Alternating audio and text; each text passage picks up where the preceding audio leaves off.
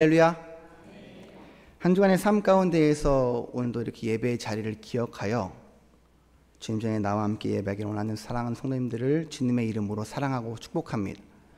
함께 이 시간 축복하는 시간을 갖기 원합니다. 앞뒤 앞을 바라보시면서 주님의 이름으로 사랑하고 축복합니다. 함께 인사하겠습니다.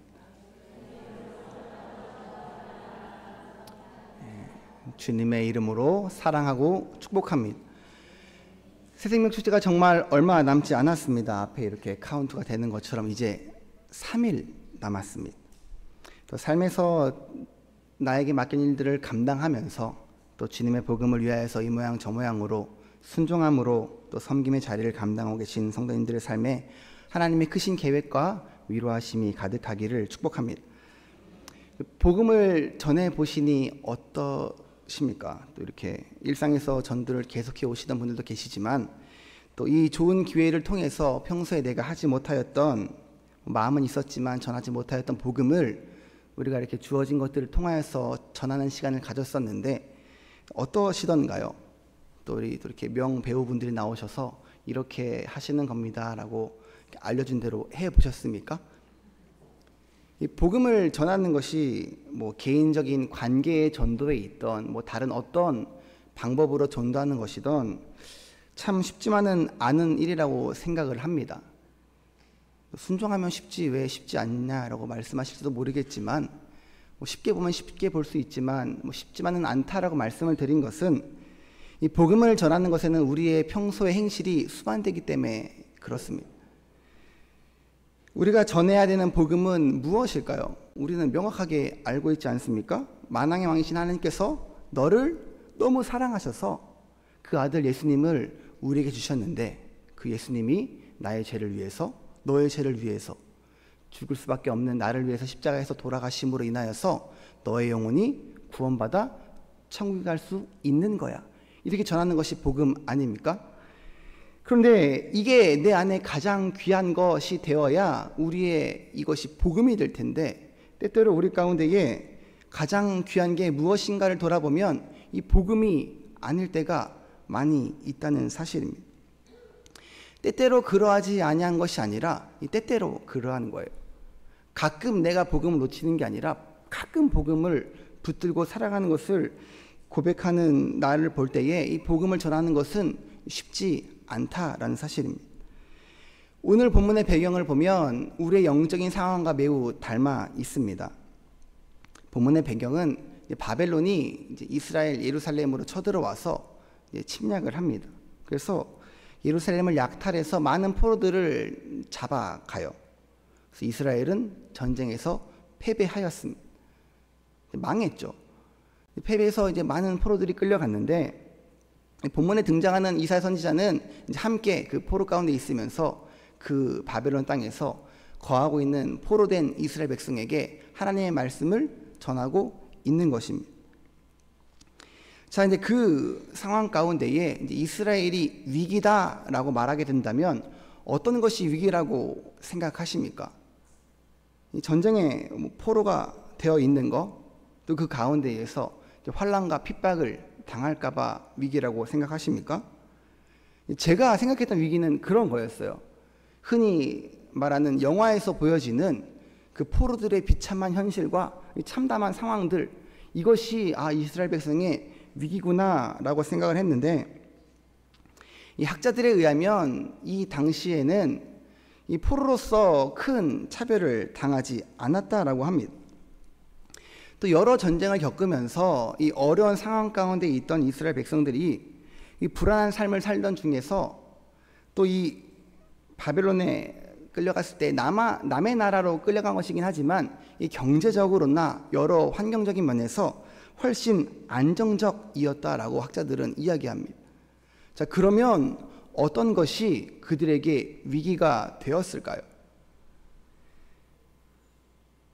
핍박이나 고난이 아니라 이 평화와 안정이 있는데 그들에게 위기가 되었다면 이 나라가 망할까 하던 불안감보다 더 큰 상황이 위기라고 말을 한다면 어떤 것이 위기였냐고 한다면 이스라엘의 신앙의 위기가 찾아왔다는 사실입니다. 이 신앙의 위기는 이스라엘의 민족의 정체성의 위기를 이제 말하고 있습니다. 왜냐하면 하나님에 대한 믿음과 신뢰가 이제 깨어지게 되면 이스라엘은 이 모든 정체성에서 위기를 맞이하는 것이기 때문에 지금 이스라엘이 맞이한 위기는 전쟁에 패하고 나라가 망하고 포로로 끌려간 것과는 이 비교할 수도 없는 위기가 찾아왔다는 사실입니다. 자, 왜 이 상황이 우리의 상황과 비슷하냐라고 말하는 것이 좀 이해가 되십니까? 자, 아직은 그런 표정들이신 것 같아요. 별로 이렇게. 조금 더 상황을 봐볼까요? 상황적으로는 조금 좋아진 것 같아요. 많은 전쟁들을 통하여서 이 백성들이 어려움을 겪고 있는데 경제적으로는 여러 면에서 조금은 풍요로워졌어요. 풍족하여졌습니다. 그런데 왜 위기가 되었냐면 이 고대의 전쟁을 보면 나라와 나라가 전쟁했던 것들을 나라와 나라의 전쟁으로만 본 것이 아니라 이 나라가 섬기고 있는 신과 이 나라가 섬기고 있는 신들의 전쟁으로 보았다고 합니다. 자, 바벨론이 이스라엘을 이겼죠. 이스라엘이 바벨론에 패했습니다. 조금 전에 전제를 가지고 와 보면 어떤 결과가 될까요? 이스라엘의 하나님이 바벨론의 신들에게 패하였다라는 전제가 된다는 것입니다. 자, 이스라엘이 이 전쟁의 패배를 어떻게 받아들이는가는 상관이 없어요. 하나님이 우리가 하나님께 범죄하였기 때문에 우리를 어려움에 처하셨어. 그들의 손에 맡기셨어. 이런 고백은 일단은 넘어가고 이 시대의 사람들은 야, 저 이스라엘 하나님이 바벨론의 신들보다 무능해. 저 하나님이 강하다라고 했는데 바벨론의 신들에게 졌어. 이게 이 시대의 인식이라는 거예요. 자, 그렇다고 한다면 우리가 이스라엘 백성을 좀 믿는 마음이 있잖아요. 아, 그들이 그래도 하나님의 선민이고 출애굽을 경험한 백성이고 하나님이 어떻게든 회복시키시는 것을 믿을 텐데 이스라엘 백성이 잘 버티겠지, 믿음을 지키겠지, 그런 마음을 혹시 가지면서 응원하시지는 않습니까? 이제 그들의 편을 듣는 게 아니라 이제 이스라엘 상황을 좀 설명해 보겠습니다. 이스라엘이 잡혀갔어요. 그런데 세계 7대 불가 사이에 그 바벨론의 공중정원이라는 것이 있다고 합니다. 앞에 보여지는 것인데요. 이 공중정원을 보면 이제 뭐 어떤 모습인지 실제 모습은 아니에요. 피라미드처럼 현실에 남아있는 것이 아니라 역사학자들이 이제 상상으로 이제 만들어 놓은 그림입니다. 처음에 생각했을 때 공중궁전이라길래 뭐 하울의 움직이는 성처럼 공중에 떠 있는 뭔가 이렇게 판타지적인 존재를 생각했는데 그게 아니라 이 계단식으로 이 정원을 만들어 놓으면서 우리가 흔히 말하는 이 테라스, 즉 가든 아니면 이렇게 뭐 루프탑 이제 그런 느낌의 이 정원인 거예요. 그래서 이제 이스라엘 백성들이 이제 이런 것들을 바라보았을 때에 모든 사람들이 이 시대가 나라들이 이스라엘 하나님이 패배했어, 무능해, 이스라엘을 바벨론에게 이기지 못하게 하셨어, 이제 이런 그 판단들을 듣고 바벨론에 들어가서 이제 저것을 바라본 거예요. 여러 전쟁 가운데에 어려움에 처해 있다가 이제 경제적으로나 여러 면으로 풍요로워졌다고 했습니다. 그리고 저걸 바라보았을 때에 이스라엘 마음이 어떠했을까요? 조금은 흔들리지 않았을까요? 아니, 많이 흔들리지 않았을까요? 우리가 하나님이 아니라 바벨론의 신을 섬겼으면 우리도 저런 풍요로움을, 저런 부와 저런 자유를 누릴 수 있지 않았을까라는 마음이 그 마음 가운데 틈타지 않았을까요? 그런 생각들이. 이것이 가장 이제 중요한 문제입니다. 우리도 그 신을 섬기면 그것을 누릴 수 있어. 이 생각이 틈타기 시작했다는 거예요. 이제는 제가 서두에 말씀드린 우리의 상황과 비슷하다라는 것이 조금은 받아들여지십니까? 중고등부 사역을 하면서 가장 많이 부딪히는 것이 이 학원이라고 하는 이 마귀입니다. 이 학원가에 종사하시는 분들이 계시거나 혹은 뭐 가족 중에 그런 분들이 계시다면 정말 죄송한 표현이지만 이 사역자들은요, 또한 교사들은요, 이 학원이라고 하는 문턱 앞에서 너무나도 많은 좌절을 경험합니다.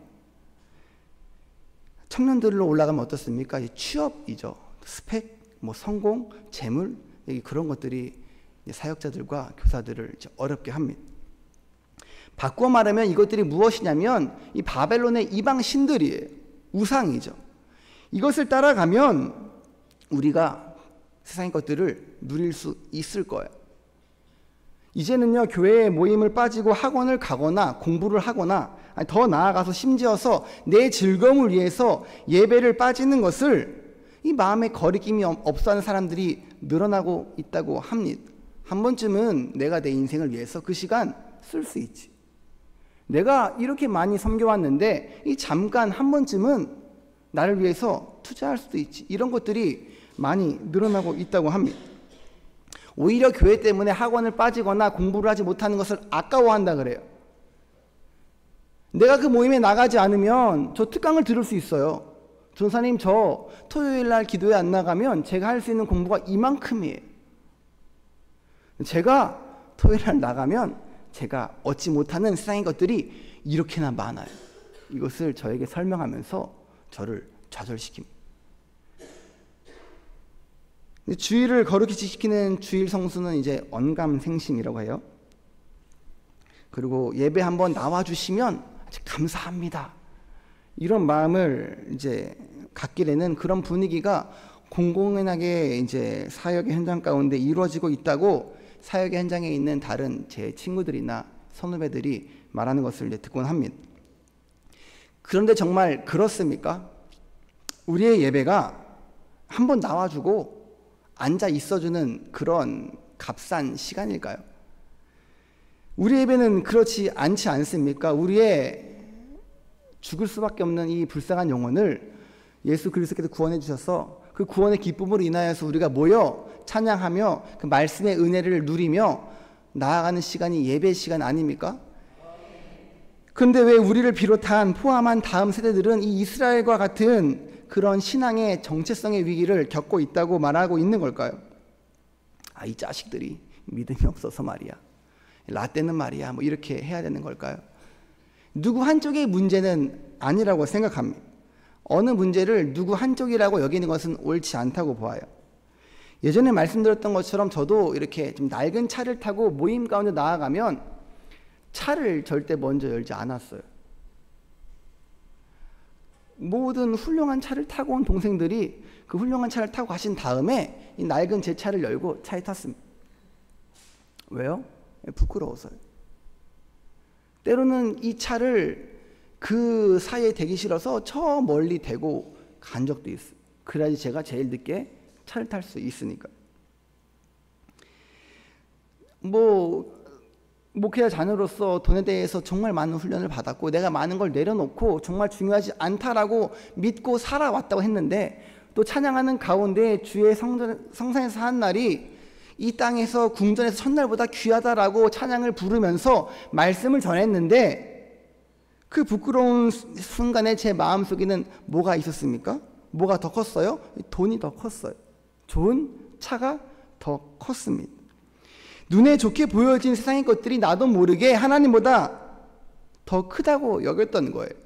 그걸 부끄러워하면 안 되는데 하나님이 무능하다고 나는 생각했던 거예요. 하나님이 나를 좋은 차에 타지 못하게 하셨다. 이스라엘이 패배하니까 많은 나라들이 이스라엘 하나님이 전쟁에 이기지 못하게 하셨다라는 것처럼 저도 마찬가지로 하나님이 나에게 그것들을 허락하지 못하셨다라고 그 부끄러운 순간 제 마음속에 마귀의 마음이 심어져 왔다는 사실입니다. 그런데 하나님은 과연 그런 분이십니까? 무능하고 전쟁에 이기지 못하게 하시는 하나님이십니까? 그것들을 우리가 말씀하기 앞서서 본문의 앞부분인 1절부터 4절을 함께 읽고 나머지 말씀을 나누기 원합니다. 본문 앞절에 1절부터 4절 말씀입니다. 시작. 나의 종 야곱, 내가 택한 이스라엘아,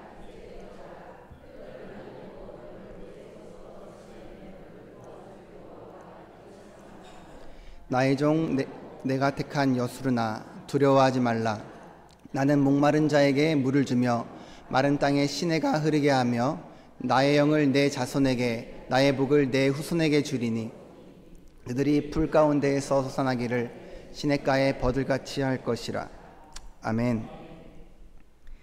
하나님이 선지자 이사야를 통해서 이스라엘 백성들에게 이 44장 앞부터 이 본문 이후까지 계속 말씀하시는 것들이 있는데, 그게 무엇이냐면 내가 이스라엘의 왕이야. 내가 이스라엘의 구원자야.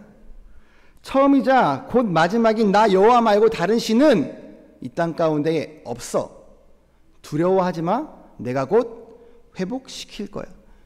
하나님께서 이 말씀을 계속해서 반복하시면서 이사야를 통해서 이스라엘 백성들에게 선포하십니다. 이스라엘 백성들은요, 세상이 그렇다고 하니까 자꾸자꾸 그렇게 바라보게 되니까 하나님이 패했다고 생각했어요. 하나님이 무능하다고 여기기 시작했습니다. 자신들도 알지 못하는 사이에 세상의 음성에 귀를 기울이고 그 판단을 받아들이기 시작했습니다. 바벨론에 가보니 어땠습니까? 아까 봤던 사진처럼 그 풍요로움을 눈에 보게 되니까 그 풍요로움과 번영을 누리는 그들의 자유롭고 부유한 모습에 혹시 이들의 신이 참신이 아닌가라고 생각하기 시작했다는 사실입니다. 그런데 우리가 알고 있는 하나님은 패하셨습니까? 하나님은 무능하신 분이십니까?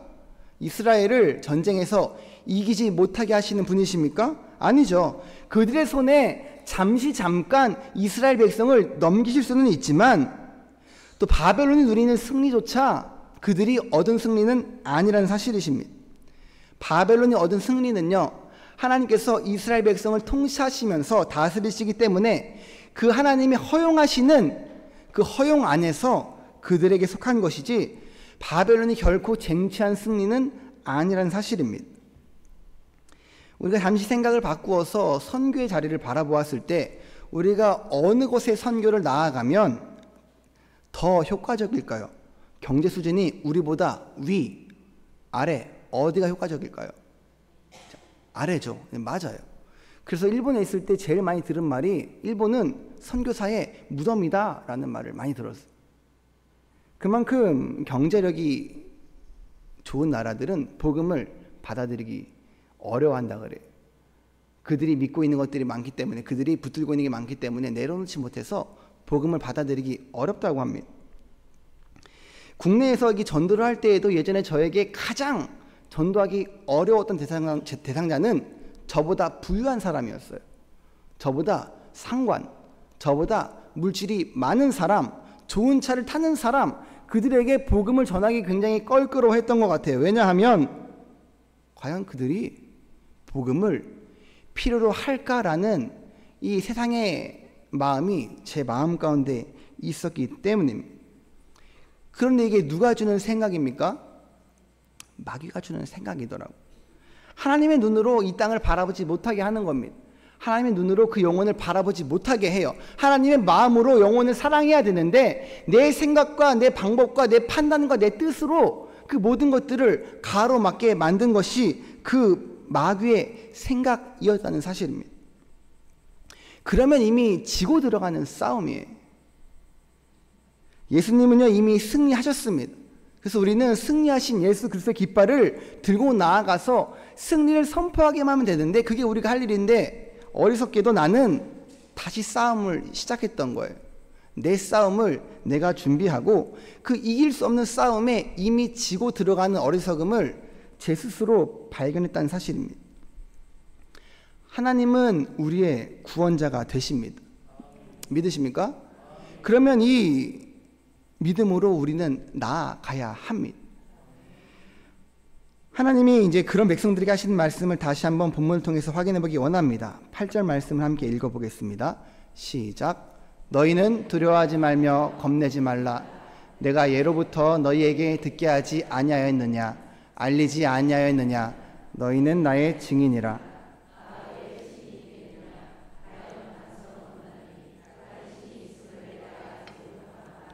아멘.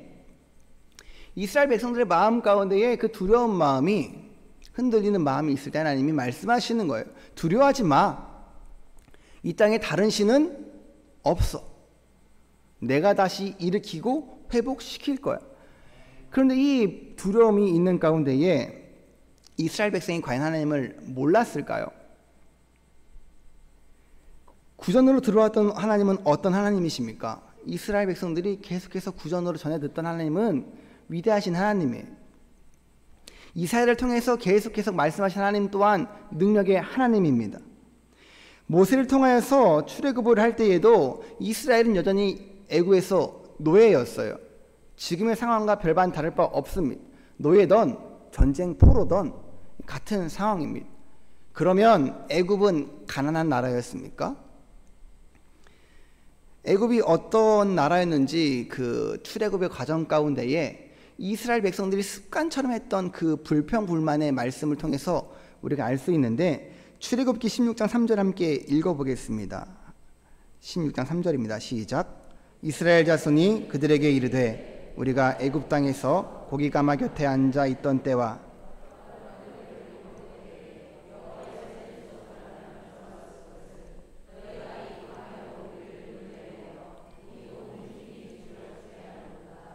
아멘. 이 말을 들어보면 굉장히 모세와 아론과 하나님은 어이가 없으실 것 같아요. 신분의 변화가 생겼습니다. 그런데 그들이 하는 불평은 뭐냐면, 야, 노예였지만 배는 불렀어. 먹고 죽은 지 귀신이 때깔도 고운데 때깔 곱게 죽게 하지 왜 이렇게 퍼석퍼석한 광야에서 우리를 죽게 만드냐, 그 말이에요. 예속담에 물에 빠진 놈 구해줬더니 뭘 내놓으라고 합니까? 보따리를 내놓으라고 하는 격과 똑같은 것입니다. 그런데 그런 그들에게 하나님께서는 뭐라고 말씀하시냐면 두려워하지 말아라 라고 하신 거예요. 너네가 지금 그렇게 말하는 거 두려워서 그래. 보여지는 게 다가 아니야. 두려워하지 마. 내가 너희를 인도하여낸 여호와야. 내가 너희를 구원하는 여호와야. 내가 너희의 왕이야. 그것을 믿고 나아가야 하는데, 니네 조상을 닮아서 자꾸 까먹나 본데 나야. 너네 왕, 구원자, 유일한 여호와, 그게 나야. 하나님이 이렇게 말씀하시게 하는 게 아니라 우리가 그런 고백을 가져야 하지 않겠습니까? 우리가 가진 것은 잠깐 있다가 사라지는 돈이나 명예가 아닙니다. 세상의 성공과 반짝거리는 것이 아니라 우리의 왕 되시고 구원자 되시며 유일하신 하나님께서 우리에게 주신 그의 나라에서 누리는 영원한 생명인 줄 믿고 나아가는 우리가 되기를 축복합니다. 우리가 가진 것은 잠깐 반짝거리는 것이 아니라 꺼지지 않는 빛이신 예수 그리스도입니다. 그게 우리의 자랑이 되어야 할 줄을 믿습니다. 그런데 그래도 마귀는 계속해서 우리를 공격합니다. 예전에 그 최불암 시리즈가 유행한 다음에 한창 유행했던 것이 있는데, 그 외국인 이름으로 그 유머가 이렇게 있었던 것을 기억하십니까? 이렇게 말씀드리면 갸웃하시는 것 같은데, 일본에서 가장 날씬한 사람의 이름이 무엇인지 기억하세요? 비사이로 막가. 훌륭하심. MZ들은 몰라요. 비사이로 막가가 뭔지 잘 모를 거예요. 자, 그러면 일본에서 가장 잔인한 야쿠자 3인방의 이름을 아십니까? 도끼로 이마까? 까니마 또까? 안 까니마? 골라까? 자, 마귀는요, 깐 데만 자꾸 까요. 때린 데만 계속 때립니다. 공격하는 곳이 성공하면 계속해서 그곳을 공격해요. 제가 말씀을 준비하면서 좀 속된 말이지만 이것이 떠올랐던 이유는 마귀는 계속해서 깐 데만 까기 때문에 그렇습니다. 깐 데만 깝니까? 안 깐 데는 골라서 깝니다. 근데 우리가 그렇다면 어떤 마음을 품고 나아가야 합니까? 까일 때마다, 내가 넘어질 때마다 늘 낙심하면서 좌절해야 합니까? 주일의 특별 저녁 기도를 통해서 많은 은혜 받으신 줄을 믿습니다. 제 마음속에 남는 여러 가지 말씀 중에 이제 한 가지 말씀이 떠오르는 것은 이 권능에 대한 말씀이었어요. 하나님은 권능을 주시기도 하고 때에 따라 거두어 가시기도 하신다는 말씀이었어요. 근데 그 말씀을 들으면서 제 마음속에 들려온 말씀은 무엇이냐면, 너 권능을 바라보지 마 였어요. 성령의 능력을 바라보지 마. 네가 바라봐야 되는 것은 성령이야. 성령을 따라가. 능력을 따라가지 말고 성령만 따라가. 권능을 바라보지 말고 권능을 주시는 하나님을 바라봐. 이게 하나님 그때 제 마음속에 주신 말씀이었어요. 그게 우리의 참된 능력임을 고백하는 저와 여러분이 되기를 주님의 이름으로 축복합니다. 말씀을 마무리하기 원합니다. 우리가 마귀와의 관계 가운데에서 삶에서 자꾸 까인다고 낙심하지 않기를 바랍니다. 또 작고 약한 나의 모습이 계속해서 발견된다고 하여서 주님 앞에 나오는 것을 망설이지 않기를 축복합니다. 그것은 우리에게 망설임을 주는 마음이에요. 우리가 약한 것은 주님께 아무 상관이 없습니다. 하나님은 크신 분이시기 때문에 그래요. 왜냐하면 하나님은 우리가 그렇게 생각할까봐 사도 바울을 통하여서 이렇게 말씀하셨습니다. 로마서 5장 8절을 보면 우리가 아직 죄인 되었을 때에 그리스도께서 우리를 위하여 죽으심으로 하나님께서 우리에 대한 자기의 사랑을 확증하셨느니라. 아멘. 하나님은요 이미 죄인 된 우리를 사랑하셨습니다. 그래서 우리가 작고 약한 모습을 반복해서 보인다 하더라도 까인데 자꾸 까이면서 넘어진다 하더라도 하나님은 그 우리의 약함에 관계되시는 분이 아니세요. 이제 얼마 남지 않은 이 3일의 시간 동안 이제 영적인 전쟁이 접전으로 이어질 것입니다. 그런데 우리가 그 영적인 전쟁의 접전 가운데에서 온전한 주님의 사랑을 전하는 우리 모든 성도님 되시기를 주님의 이름으로 축복합니다. 이스라엘의 구원자 되신 하나님이 우리의 하나님이 되십니다. 처음과 나중이신 그 여호와 하나님이 나의 아버지가 되시고요, 나의 피난처가 되시고 나를 인도하십니다. 이 시간 함께 찬양하고 기도하겠습니다.